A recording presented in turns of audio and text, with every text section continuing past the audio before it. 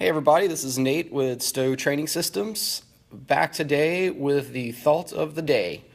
Today I want to talk about what are the different phases of training and should we care? Okay, so basically there's a lot of talk about should you do high rep with lighter weight or low rep with heavier weights, and one or the other and which is better.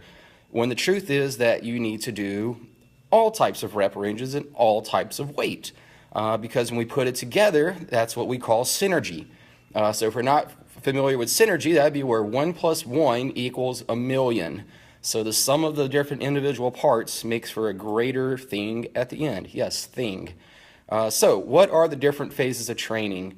The first phase would be stability training. So this is going to be kind of your higher rep, lighter weight sort of exercises. This is where we like to start our new clients. We like to start them here for a few reasons. Reason one, which you might not think of, is that the higher rep counts basically allows for more practice. So if I have someone only do an exercise, say 2 or 3 reps, then basically if they got 1 out of 3 wrong, then they got a third of their exercises wrong.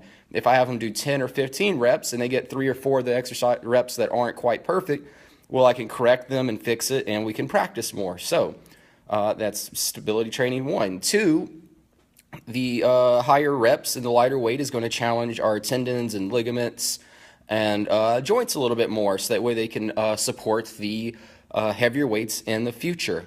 So more stability, so more practice and stronger joints. So stability training is where I like to start folks out at. Typically, we do a phase for about 12 weeks at our location. Now, sometimes I might need to go a little bit longer because someone's particularly deconditioned or just don't learn quite as quickly.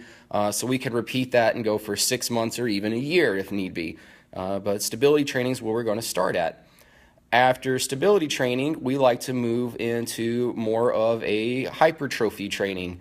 So this is going to kind of be that hypertrophy. Basically, this is going to be kind of our medium rep ranges with medium weight. So the reps are still a little bit on the higher end, so we can still practice, but we can also get our muscles to start adapting and start to grow a little bit. All things being equal, a bigger muscle is a stronger muscle. So we like to spend a little bit of time here. Finally, we like to move into our max strength training. So this is going to be some of the lower rep stuff, like 5 or 6 reps and below. And because it's less reps, that means that the weights will be necessarily relatively heavier. Now, this is great because maximum relative strength, how strong you are pound for pound, would be like the bank account that is going to hold all the other future withdrawals that you can take. So whether that's fat loss, muscle gain, agility, speed, whatever it might want, it's always going to be limited by what your maximum relative strength is. So we want to get there. Now, once we get somebody through the maximum relative strength phase, we start back over into stability training, because now whatever used to count as a stability exercise is much easier and they can do more. So for example, for me, push-ups would be a stability exercise. However, for some folks, that would be a max strength exercise. They can only do 5 or less. But if we've gone through all the phases of training, they can now come back and do that push-up for 10 or 20 reps and get more out of it. But furthermore, back to that synergy thing, is that I got into this trap of when I first became a trainer, as well as hit the age of 17, all I wanted was hypertrophy, muscle gain. The issues are that I skipped stability training, so therefore my elbows, shoulders, knee, hips, everything hurt, which made it very, very difficult to lift weights continuously or get heavier because my elbows were always hurting.